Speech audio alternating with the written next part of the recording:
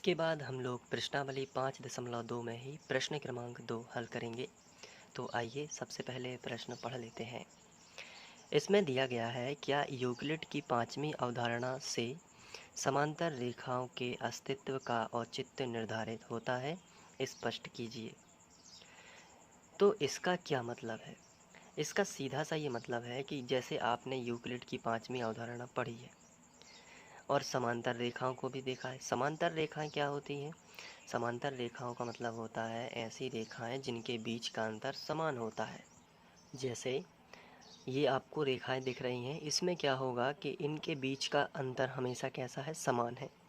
तो इन्हें हम क्या कहते हैं? समांतर रेखाएं। जबकि अगर कोई रेखा इस तरीके से आगे की ओर बढ़े और दूसरी रेखा इस तरीके से हो, तो ये रेखाएं समांतर रेखाएं नहीं होगी, क्योंकि इनके बीच का जो अंतर है वो समान नहीं है।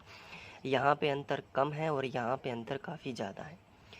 तो समांतर रेखाएं और असमांतर रेखाओं में एक बड़ा अंतर ये होता है कि समांतर रेखाओं को अनिश्चित रूप से तुम कितना भी आगे बढ़ा दो, कितना भी, चाहे बाईं ओर चाहे दाईं ओर, कितना भी आगे बढ़ा दो, ये कभी भी एक दूसरे को प्रतिच्छेद नहीं करेंगी। ऐसा इसलिए होता है क्योंकि तुम आगे बढ़ाओगे तो ये इनके बीच का जो अंतर है, जैसे इसको आगे बढ़ाया, इसको भी आगे बढ़ाया, तो इनके जो बीच का अंतर है हमेशा समान बना रहता है। अगर इस तरफ देखा जाए, इस तरफ हम इसको आगे बढ़ाएंगे, इस तरफ हम इसको आगे बढ़ाएंगे, तो इनके बीच का जो अंतर है वो हमेशा कैसा बना रहता है?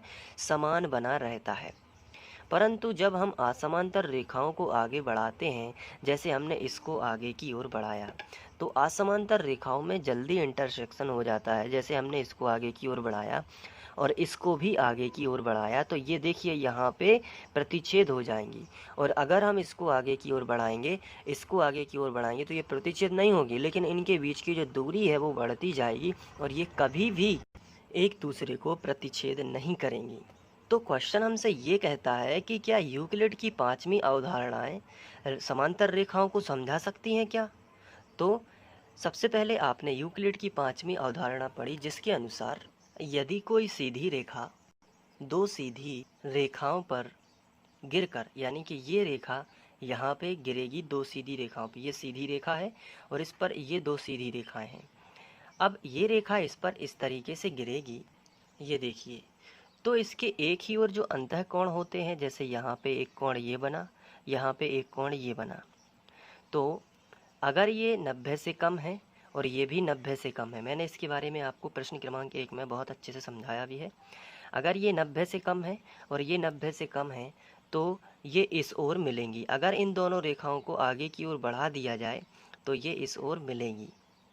तो फिर प्रश्न ये उठता है कि जब ये 90 से कम है तभी मिलेंगी ना, अगर ये 90 हो तो कैसे मिलेंगी? तो ये भी सही बात है। अगर ये रेखाएं जो आपको दिख, यहाँ पे जो अंतःकोण आपको दिख रहे हैं, अगर ये 90 से कम है, अगर ये 90 से कम है, तो ये इन रेखाओं को उसी ओर आगे बढ़ा दिया जाए तो ये प्रतिच्छेद कर जाती हैं। लेकिन क्या हो, अगर ये रेखाएं 90 से कम हो ही ना, अगर ये कोण 90 से कम हो ही ना, तो कैसे होगा ऐसा? तो ऐसा केवल एक ही कंडीशन पर पॉसिबल है, जब ये कोण 90 हो जाए, यानी कि ये इस तरीके से रेखा को जाना चाहिए।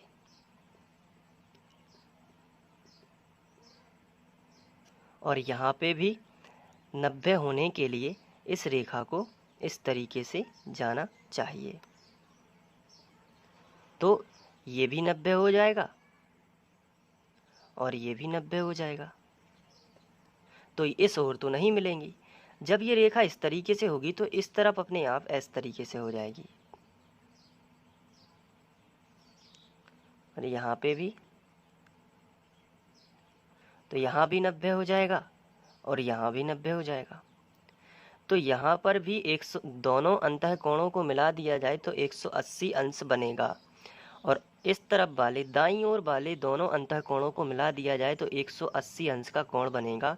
तो ऐसे में क्या होता है, यूक्लिड कहते हैं कि यदि 180 से कम है, अगर कोण 180 से कम है तो रेखाएं उसी ओर प्रतिच्छेद करेंगी, और अगर 180 से ज़्यादा हैं तो रेखाएं दूर हटती चली जाएंगी। यूक्लिड क्या कहते हैं कि अगर अंतःकोणों का योग 180 से क्या हो, कम हो, तो क्या होगा, रेखाएं प्रतिच्छेद करेंगी। रेखाएं क्या करेंगी, प्रतिच्छेद करेंगी। और अगर 180 अंश से अधिक हो तो रेखाएं क्या करेंगी, दूर हटती चली जाएंगी। जैसे यहाँ पे 180 से कम है तो इसको क्या करेंगे, आगे की ओर बढ़ाएंगे तो ये प्रतिच्छेद कर जाएंगी। ये 180 से ज़्यादा है, यहाँ पे कोण दोनों को मिला दिया जाए, ये 90 से ज़्यादा, ये 90 से ज़्यादा, तो टोटल दोनों 180 से ज़्यादा, तो ये दूर हटती चली जाएंगी इस तरीके से। लेकिन क्या हो कि ये 180 यहाँ पे भी हो और 180 यहाँ पे भी हो, तो कुछ चित्र इस तरीके से होगा जिसमें रेखाएं एक दूसरे के समांतर हो जाएंगी, क्योंकि यहाँ पे हमने 180 यहाँ पे 90 बनाया और यहाँ पे 90 बनाया, तो टोटल हो गया 180, ना कम है ना ज़्यादा है। यहाँ पे 90 बनाया, यहाँ पे 90 बनाया, तो टोटल हो गया 180, ना कम है ना ज़्यादा है। अगर कम होगा तो रेखाएं प्रतिच्छेद करेंगी और अगर ज़्यादा है तो रेखाएं दूर हटती चली जाएंगी। ये यूक्लिड की 5वीं अवधारणा कहती हैं। लेकिन ना कम हो ना ज़्यादा हो तो रेखाएं कुछ इस तरीके से मिलेंगी। तो इसमें क्या होगा कि यहाँ पर 90 है और यहाँ पे 90 है, तो ना तो ये प्रतिच्छेद करेंगी और ना ही ये दूर हटेंगी। यहाँ पे देखिए ये 90 है और ये भी 90 है, तो ना तो ये प्रतिच्छेद करेंगी ना ही ये दूर हटेंगी, क्योंकि 180 है। ऐसी स्थिति में क्या होता है कि ऐसी रेखाएं ना प्रतिच्छेद करती हैं ना दूर हटती हैं, तो वो समांतर रेखाएं कहलाती हैं। तो यहाँ पे समांतर रेखाओं का अस्तित्व जो है वो प्राप्त हो जाता है यूक्लिड की 5वीं अवधारणा से, क्योंकि 5वीं अवधारणा जो है और समांतर रेखाओं की जो परिभाषा है वो क्या कहती है कि ऐसी रेखाएं जो एक दूसरे को कभी भी प्रतिच्छेद नहीं करती, जिनके बीच का अंतर समान होता है। यूक्लिड की 5वीं अवधारणा से भी हमें पता चला है कि अगर अंतःकोण 180 है तो ना तो वे प्रतिच्छेद करेंगी, अगर अंतःकोणों का योग 180 अंश है तो ना तो वो प्रतिच्छेद करेंगी और ना ही वे दूर हटेंगी। इसका सीधा सा मतलब है कि वे समांतर रेखाएं होंगी, क्योंकि ऐसी रेखाएं जो ना प्रतिच्छेद करती हैं ना दूर हटती हैं, तो इससे उनके बीच का अंतर समान बना रहता है। इससे उनके बीच का अंतर क्या होता है, समान बना रहता है और वो समांतर रेखाओं का अस्तित्व वहाँ पे निर्धारित हो जाता है। इसलिए हमें एग्जाम में कैसा लिखना है, आइए थोड़ा देख लेते हैं।